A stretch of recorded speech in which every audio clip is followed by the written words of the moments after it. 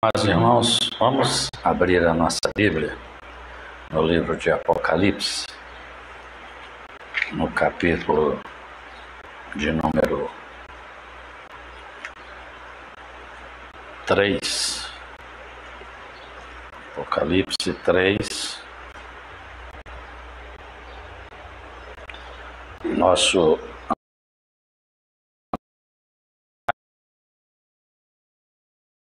para onde caminha a igreja brasileira. Então, eu quero ler com os irmãos os versos 7 e 8 de Apocalipse 3. Está escrito assim: E ao anjo que está em Filadélfia, escreve: Isto diz o que é santo, o que é verdadeiro, o que abre e ninguém fecha, e fecha e ninguém abre. Eu sei as tuas obras. Eis que diante de ti pus uma porta aberta, e ninguém a pode fechar. Tendo pouca força, guardaste a minha palavra, e não negaste o meu nome. Aleluia. Glórias a Deus. Nos abençoa, Senhor. Fala ao nosso coração. Continua, ó Pai, nos ensinando, acrescentando, Senhor, e aperfeiçoando a nossa fé. Em nome de Jesus, oramos. Amém. Amém. Meus queridos, eu às vezes, lá em Belo Horizonte, onde eu tenho convivido, e tenho convivido mais com o pastor Roberto Weisman, que já esteve aqui conosco, eu às vezes brinco com ele, não sei quantas lives vocês assistiram já, mas às vezes parece que eu e ele combinamos o que vamos falar. Mas o pastor Eugênio, ele sabe que nós não combinamos. A única coisa que nós combinamos é que ele ia falar porque devemos valorizar a reforma, né? E cabe a mim falar para onde caminha a igreja brasileira. Mas eu não posso, na verdade, à luz da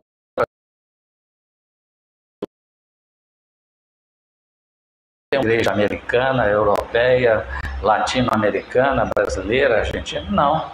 Deus tem, o Senhor Jesus tem uma igreja.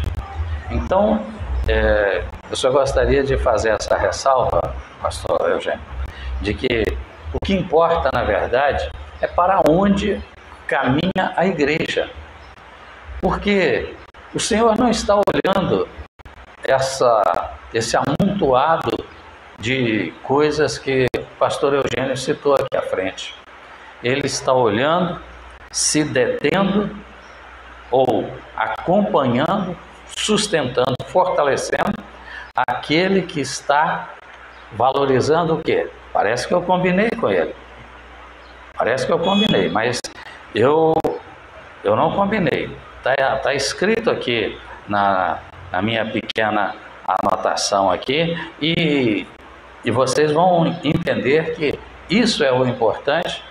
Eu não vou falar nada diferente do que ele falou, ou nada contrário. Posso até falar de uma forma diferente, mas não é contrário àquilo que ele disse, né? Eu tenho que pensar para onde eu caminho. E é isso que você deve pensar também. Porque você estiver caminhando no caminho do Senhor, e eu estou caminhando no caminho do Senhor, todos nós estamos no meio, porque o caminho de Deus é qual? Hein? É o estreito, mas ele tem um nome, ele chama Jesus. Eu sou o caminho, a verdade e a vida. Nós só temos que caminhar em Jesus. Mas Jesus disse também, e o Evangelho de João testifica isso, no princípio era o Verbo estava com Deus e o Verbo era Deus. No princípio era a palavra. Jesus é a palavra. Eis o Cordeiro de Deus. Citar aqui algumas coisas. Aqui no livro de Apocalipse, temos sete cartas às igrejas da época, localizadas na Ásia Menor. Mas essas cartas, elas apontam também, segundo os estudiosos,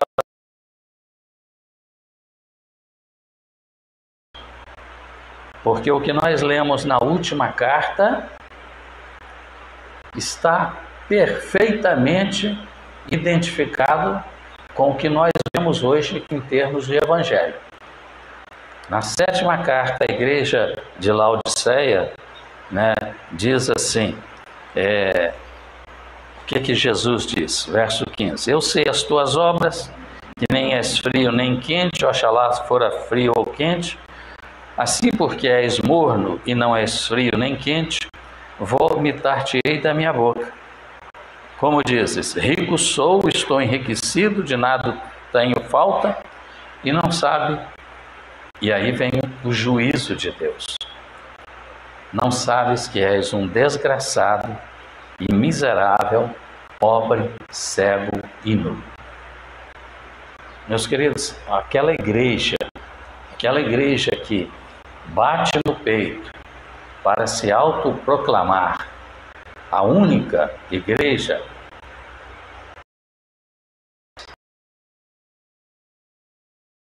no seu sustentáculo. Porque a igreja do Senhor, como o pastor lembrou aqui, ela é universal. Ela é para todo o mundo, para toda a humanidade, e ainda é para todas as épocas. Aí surge hoje uma igreja, como fica? Se aquela de hoje é a única igreja, os anteriores ficaram perdidos? Não foram salvos? Quando a palavra nos diz que o desejo de Deus é que ninguém se perca, senão que todos se salvem. Deus não quer que ninguém morra. Então não existe isso. Agora, nós vamos identificar que nós precisamos estar no caminho. A questão é essa, o ensino é esse. Para onde a igreja caminha? Para onde eu caminho? Para onde você caminha?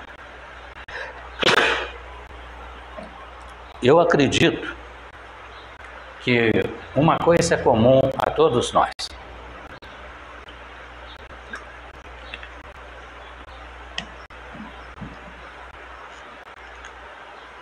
O pastor Eugênio disse aqui, quando falava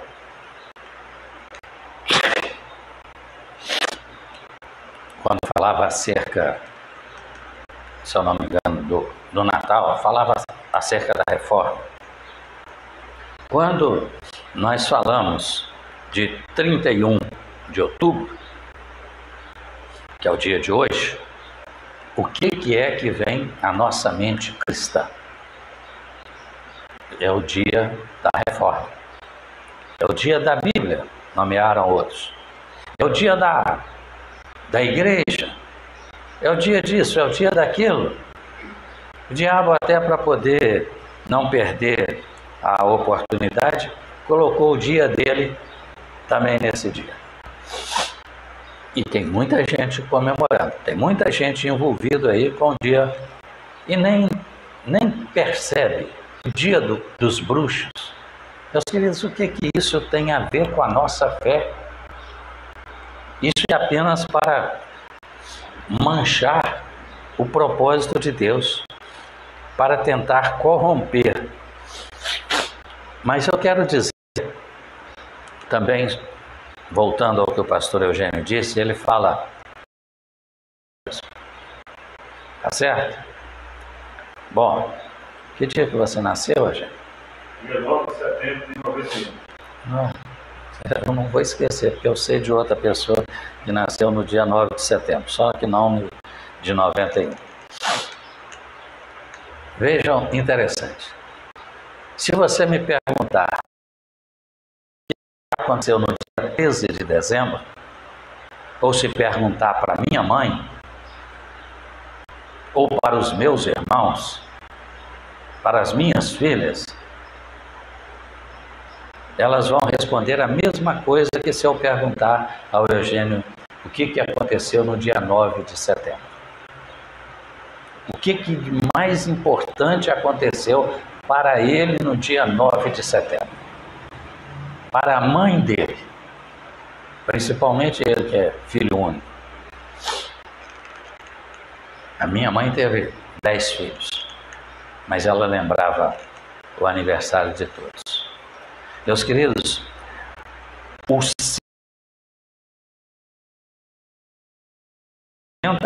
e se nós lembramos da sua representatividade, é porque nós damos importância a ele. A minha mãe se lembrava sempre, era a primeira, depois do advento e da facilidade do telefone, às vezes ela ficava esperando da meia-noite para me ligar, porque ela queria ser a primeira a me parabenizar, tá certo?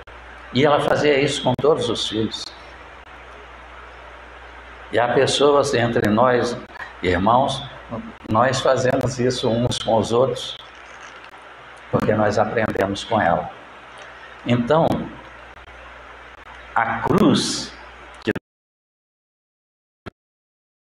você carrega no pescoço, aquilo que matou Jesus, eu não sei se você ouviu isso, mas eu ouvi. Eu não estou incentivando ninguém aqui a carregar uma cruz no pescoço. Mas essa não é a colocação. O que matou Jesus não foi a cruz. Ele morreu pelos nossos pecados. Quem o matou foram os meus pecados, os seus pecados, e é isso que nos leva a entender e a viver o propósito de Deus. No mês de junho, eu tive a terrível decepção com o falecimento do meu, eu vou dizer do meu primeiro pastor, embora ele não tenha sido o primeiro pastor, porque eu me converti, eu aceitei Jesus antes do meu casamento na igreja presbiteriana, eu me batizei e eu casei na igreja presbiteriana, até porque a minha esposa também era presbiteriana. Mas eu vou dizer daquele que me levou a uma experiência real com Jesus. E em junho ele veio a falecer aos 85 anos de idade.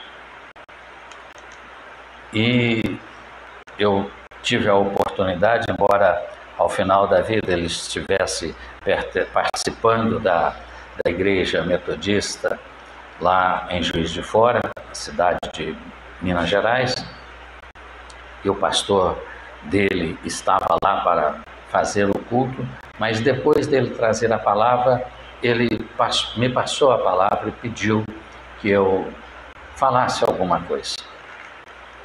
E eu disse, então, para todos que ouviam ali, eu me lembro do dia 22 de março de 1982.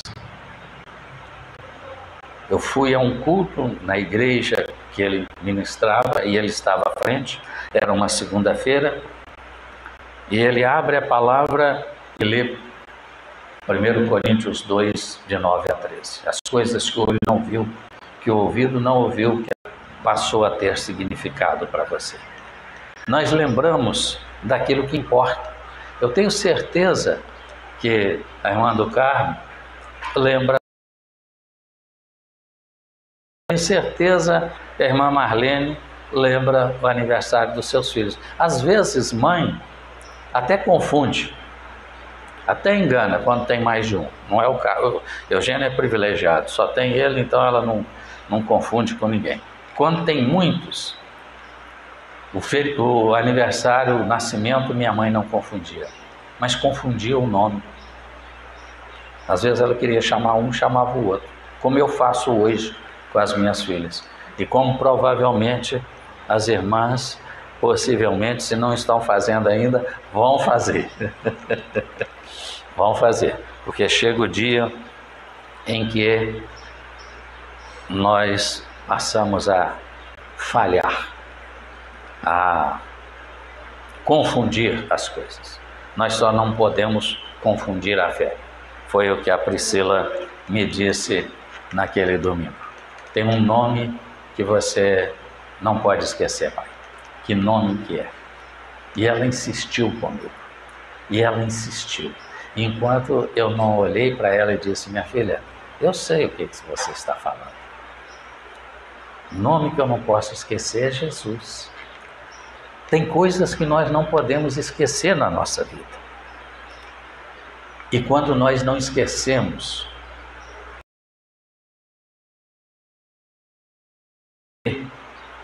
no verso 4, que Jesus diz para João escrever isso: você esqueceu de mim.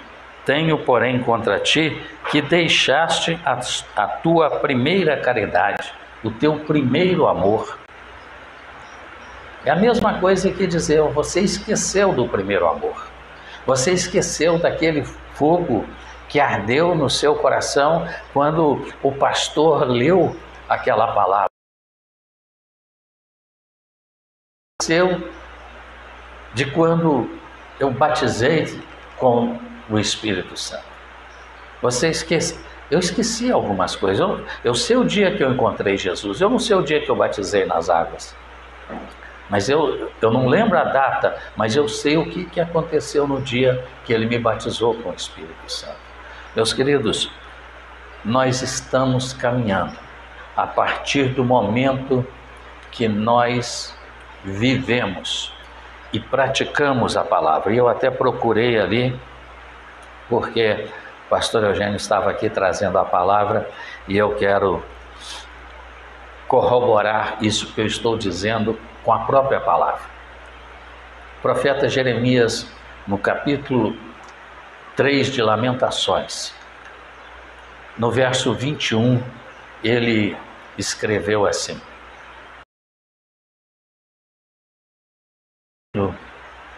que me dá esperança. E o que me dá esperança é a minha salvação, é o meu encontro com Jesus, é eu estar no caminho. Isso faz o nosso coração arder. A igreja que era agradável esqueceu. Nós chegamos à segunda igreja e vamos encontrar uma igreja sofrida, uma igreja que padece, uma igreja que enfrenta lutas. Eu sei as obras, a tribulação, a pobreza. Eu sei que você tem enfrentado a blasfêmia dos que se dizem infiéis, do que se dizem judeus e não são, mas são sinagogas de Satanás. Uma igreja que sofreu, que padeceu, mas que essa igreja está registrada aqui porque ela tem firmado em si. E no primeiro verso, no verso de número 8, Jesus diz e se apresenta a ela: eu sou o primeiro e o último. Eu sou o primeiro e permaneço contigo até o fim. Meus amados, quando nós estamos no caminho, porque no caminho Jesus está conosco. É esse o propósito do Senhor, de nos despertar para onde que nós estamos caminhando, para onde nós vamos, os lugares que frequentamos, aonde nós gostamos de estar. Eu me pergunto, eu peço perdão ao pastor por citar isso, mas eu fico triste de saber aonde está a igreja hoje pela manhã. Agora vejam o que diz a terceira carta. Eu sei as tuas obras e onde habitas. Onde frequentas? Onde estás? Onde permanece? Onde te traz maior alegria? Aonde que é que você tem maior prazer?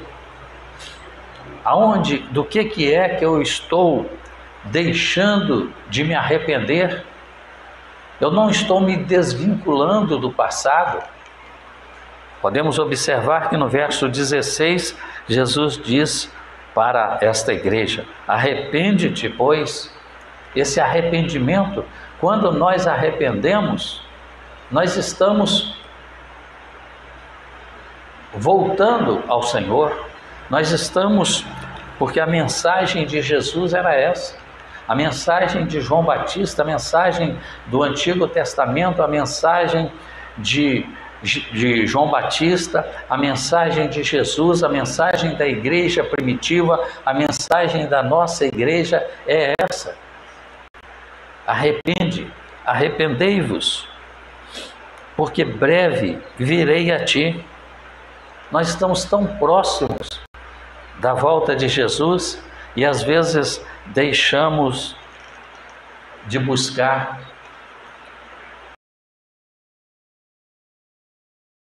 Só vamos saber, nós só vamos testemunhar, só vamos falar e anunciar aquilo que nós aprendemos.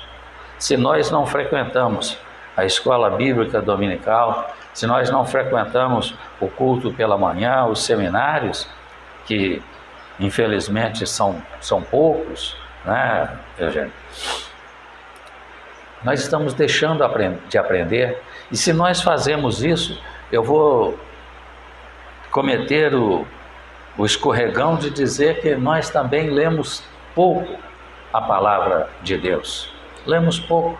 Pastor Eugênio disse aqui que temos vasto material e pouco conhecimento. Reverendo Hernandes, ele disse que nós nunca tivemos um tempo com tanta informação e nunca tivemos uma igreja com tanta superficialidade, porque ela não mergulha na palavra, porque ela não entra nos detalhes da palavra.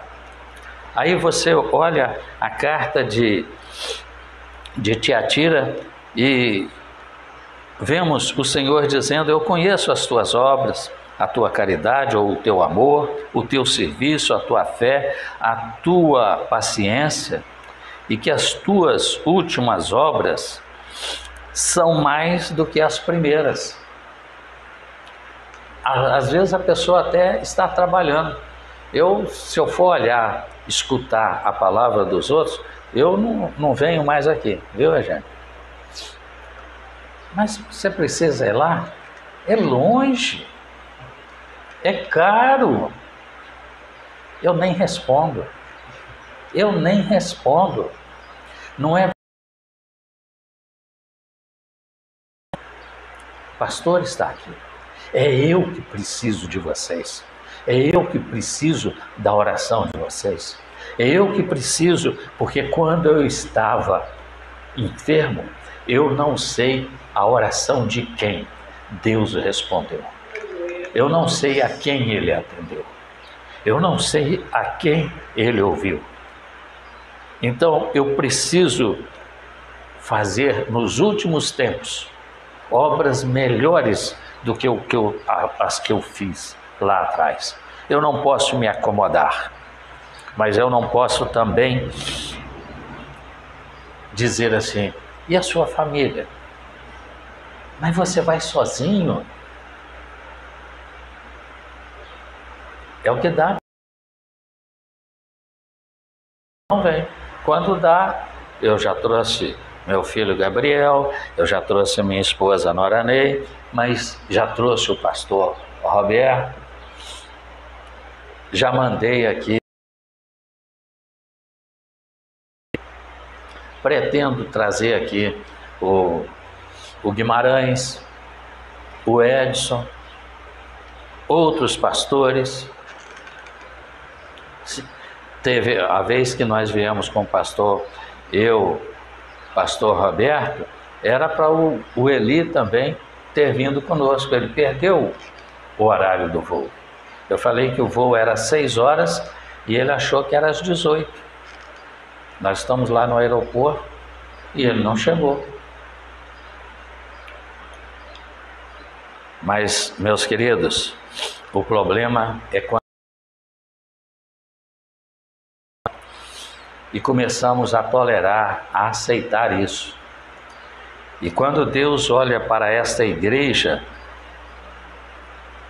e fala acerca desta igreja, Ele chama a nossa atenção para uma coisa. As pessoas lembram do McDonald's, lembram da Coca-Cola, eu tenho certeza, né? Lembram do YouTube, basta ver a logo do YouTube. Aquilo se tornou o que? Um ídolo para as pessoas. As pessoas não esquecem. Esquecem de Deus, esquecem de Jesus. E então Jesus diz aqui no verso 20: mas tenho contra ti que toleras Jezabel. Tenho contra ti que tens um ensino enganoso, tem o pecado, tem a idolatria,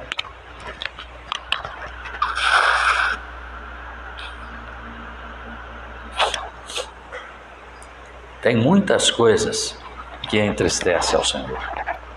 E Ele quer olhar para nós e ver uma igreja nos últimos dias, nestes últimos tempos, mais do que no princípio. Então, esse é o propósito do Senhor. E mesmo assim, o Senhor ainda diz no verso 25: olha, retendes o que tem, até que eu venha.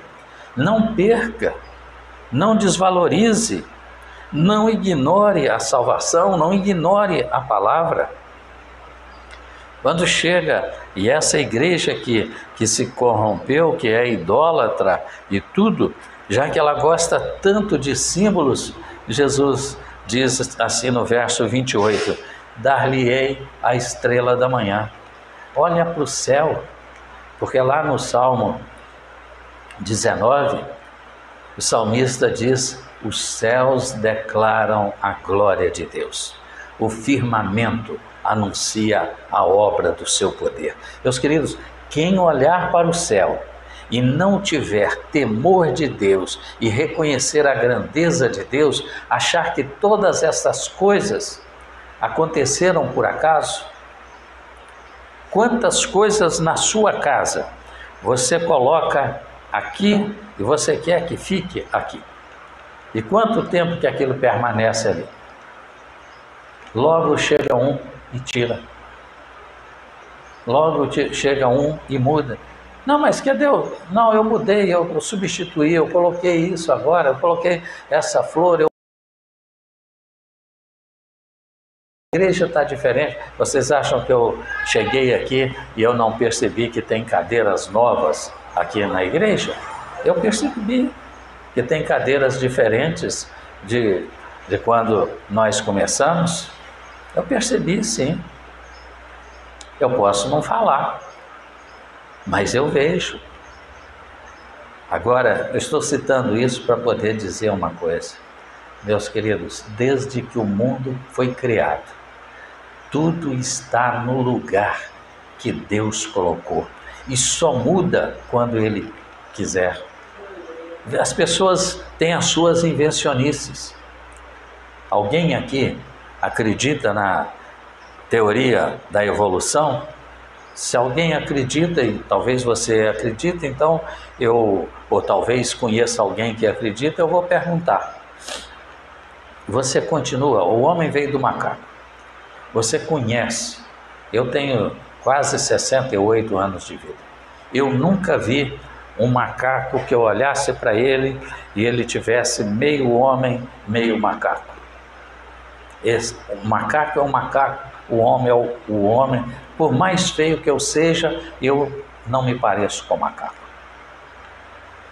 Por mais bonito que o macaco seja, ele não se parece comigo. Isso não existe. Por que você não encontra agora um peixe que está se transformando? Você joga um anzol, pesca e você tira um peixe que está transformando em borboleta.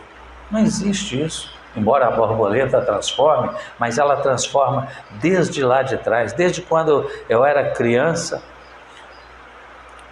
a lagarta se transforma, o casulo se transforma em lagarta, a lagarta se transforma em borboleta e por aí fora vai. Mas foi Deus que estabeleceu. Então essas coisas não existem. Nós chegamos à igreja de Sardes, né?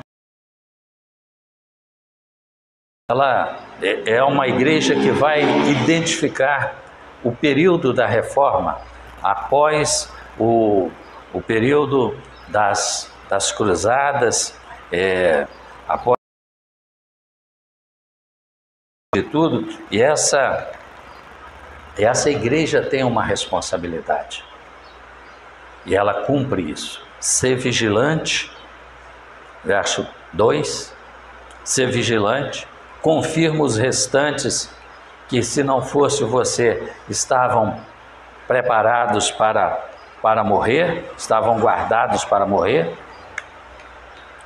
Mas a igreja da reforma, o pastor Eugênio citou aqui, igrejas evangélicas são filhas da reforma, mas que se desviaram, que esquecem que o mais importante da cruz é o que aconteceu nela. O mais importante do dia 13 de dezembro para mim foi o meu nascimento.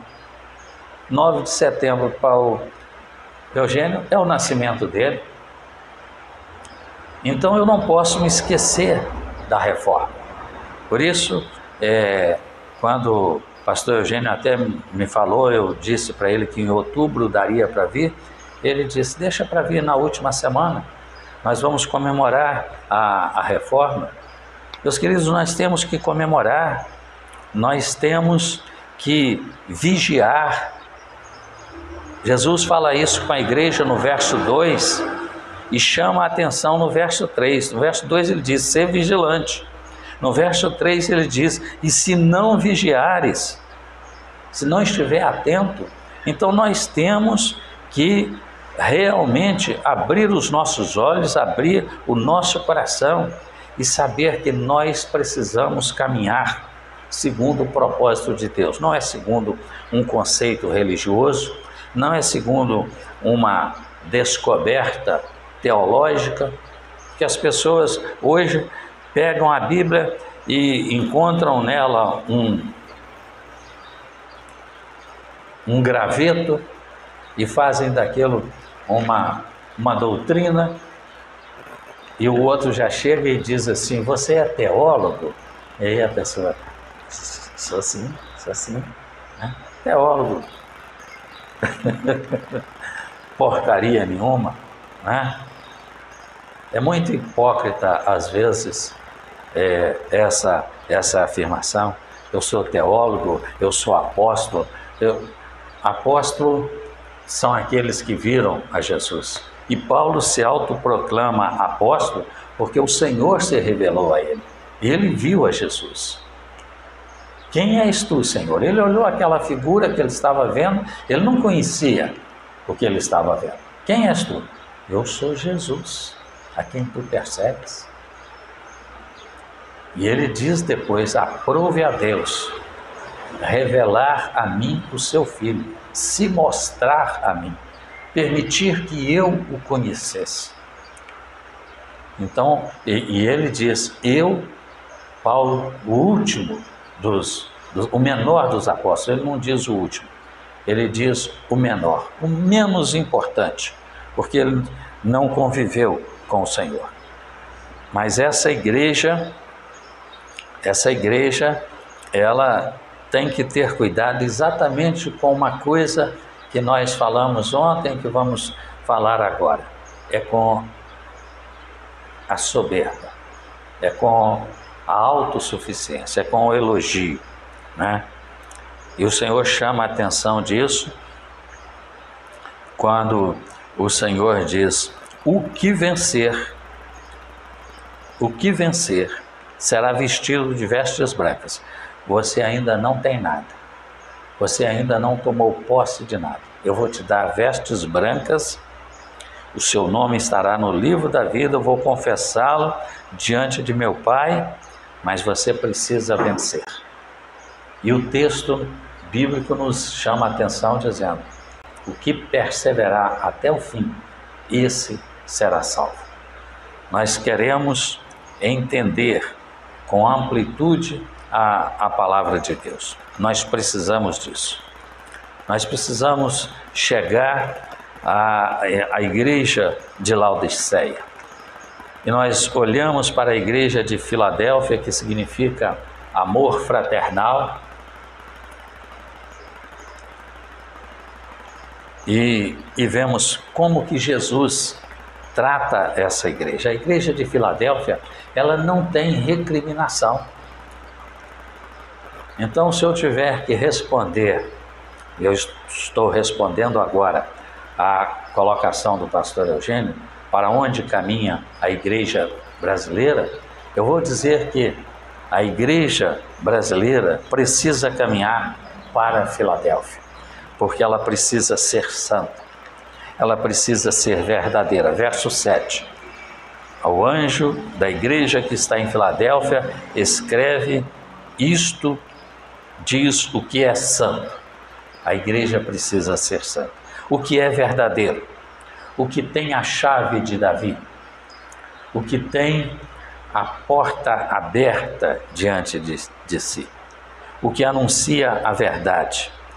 E para nós encerrarmos aqui sobre a igreja de Filadélfia, só que eu não vou encerrar, você olha o verso 8 e você vai ver assim, no final dele já: tendo pouca força, guardaste a minha palavra.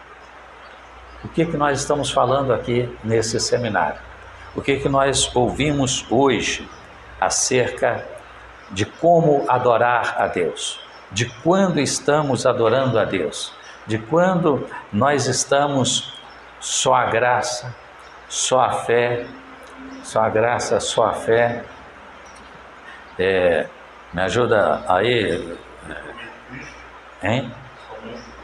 Somente Cristo, somente a Escritura e somente a Deus a glória. É porque eu quero falar em ordem e eu misturo.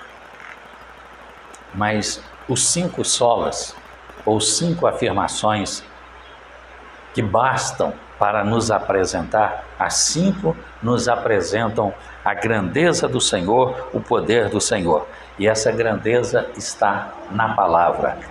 E aqui no verso 8, o que Jesus diz à igreja? Guardaste a minha palavra. Você vai esquecer? Não. Você lê o verso 10. Como guardaste a minha palavra? Meu querido, é a palavra de Deus. O segredo de Deus é a palavra de Deus. Quem guarda a palavra, está escrito lá no Salmo 119: guardei a tua palavra no meu coração, para eu não pecar contra ti. Para guardar a palavra no meu coração, eu preciso conhecer, eu preciso ler, eu preciso colocar na minha cabeça. Eu me lembro, quando era infante ainda, criança, eu aprendi a tabuada antes dos 6 anos.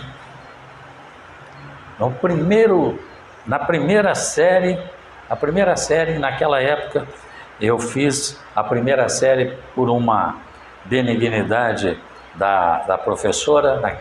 Naquele tempo, nos idos de 1959 ainda,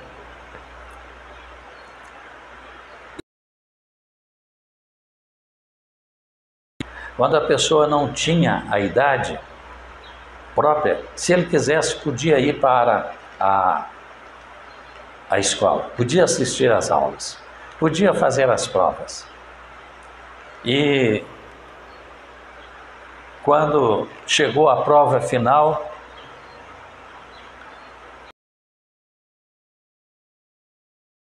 você, aluno ouvinte, você não vai fazer a prova final porque você não pode passar para o segundo ano. Sabe o que aconteceu? A diretora ficou sabendo daquilo e disse para ela: você vai aplicar a prova no Eduardo, sim. Você vai aplicar a prova porque eu conheço, eu vejo as notas dele, então eu fiz a prova. Eu tirei 10 em matemática. Porque você me perguntar 9 vezes 1, 9 vezes 2, 9 vezes 9, 25 vezes 25, eu sei te responder até hoje. 20 vezes 20, 19 vezes 19, se você me perguntar, eu te respondo. Entendeu? Então, o propósito de Deus é que nós conheçamos ao Senhor, é que nós valorizemos ao Senhor, é que o ensino esteja fixado na nossa vida, porque Ele nos guarda, Ele nos honra, Ele nos sustenta, e aquilo que nos é dado, ninguém toma, porque a partir do momento que eu faço uma prova final que englobava matéria de todo o ano, que eu não precisava saber, e eu tiro 10, eu não lembro, não sei se eu fui o único 10, eu não tenho essa preocupação, não tenho pela primeira vez eu estou citando isso.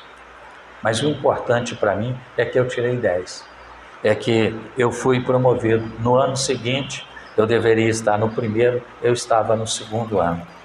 E aí eu não poderia frequentar escola regular. Sabe o que meu pai fez? Mesmo sem ter, às vezes, fartura dentro de casa, mesmo com alguma dificuldade, meu pai pagou 2 anos de professora particular para mim. Eu não podia ir para a escola pública, então tinha uma pessoa no bairro, ela havia vindo do Rio de Janeiro, ela era formada e ela tinha um grupo de alunos e ela fez uma escola particular na casa dela. Ela tinha uns 8 alunos, eu era um desses 8 alunos. Então eu fiz o segundo e o terceiro ano com ela. Depois eu fui, no 4º ano eu voltei à escola, aí eu já consegui matricular, porque as coisas antigamente eram mais flexíveis, né? Então, no 4º ano eu precisava do diploma regular para poder entrar no ginásio, e assim foi feito. Mas nós precisamos de guardar a palavra para entrar no céu, para entrar na eternidade. A carta a Filadélfia, eu já disse, vou repetir aqui, é a única igreja que não sofre recriminação do Senhor, aqui, que o Senhor não chama a atenção da igreja. Todas as outras têm alguma coisa a corrigir. A igreja de Filadélfia, ela não tem correção, ela só ouve elogio. Guardaste a minha palavra, não negaste o meu nome, sem demora, guarda o que tens, para que ninguém tome a sua coroa. Chega a igreja de Laodiceia, que é a última igreja. E nós vemos aqui uma igreja acomodada, uma igreja materialista, uma igreja como existem muitas nos nossos dias. Se julgam ricos, sábios, conhecedores, competentes, capazes, autossuficientes, mas enquanto ela diz, rico sou, estou enriquecido e de nada tenho falta, Jesus diz o quê? Tu não sabes que és um desgraçado e miserável e pobre e cego e nu. aconselho-te que de mim compres ouro provado, para que te enriqueças, já que você se julga rico. Vestidos brancos para que te vista, e não apareça a vergonha da tua nudez, e que unjas os teus olhos com colírio, para que vejas. Meus amados, muitas pessoas estão mostrando, como disse o pastor aqui, estão dizendo que estão anunciando, mas quando você olha, você não vê nada. Então, a igreja, e a palavra nos chama a atenção quanto a isso, quando ela nos diz: Cristo em vós, a esperança da glória. Então, a igreja, se nós temos que identificar uma igreja que caminha conforme o propósito de Deus, uma igreja que seja agradável de Deus, agradável a Deus, nós devemos nos espelhar na igreja de Filadélfia. Santidade, verdade, comunhão, porque nós entramos e saímos, boas obras. Quais obras? Está escrito lá em Efésios 2:10, as obras que Deus preparou de antemão para que nós andássemos nela. Nós não vamos nos vangloriar. O que faz a sua mão direita, não saiba a esquerda. O que faz a sua esquerda, não saiba a direita. As pessoas que vivem anunciando: eu faço isso, eu faço aquilo, eu tenho essa e essa qualidade. O Senhor Jesus diz lá no Evangelho de João: o testemunho que o homem dá de si mesmo não é verdadeiro. O homem é mentiroso na sua essência. O homem é mentiroso. Quando eu falo bem de mim, vocês tomem cuidado. Vocês confiram se isso é verdade. Mas para nós sermos a igreja de Filadélfia, nós temos que ter santidade, verdade e a palavra. O restante é consequência. Não existe quem está preparado, quem está no caminho, quem tem comunhão com Deus, se não for santo, se não for verdadeiro e se não guardar a palavra. Quando nós olhamos para a palavra de Deus, nós vamos ver que o propósito de Deus para as nossas vidas é que em Jesus, nele se descobre a justiça de Deus, de fé em fé, como está escrito: o justo viverá da fé. Então, a igreja que caminha para Deus, que caminha para os céus, é uma igreja que vive por fé. Uma igreja que não se envergonha, como diz o apóstolo Paulo, do Evangelho de Cristo.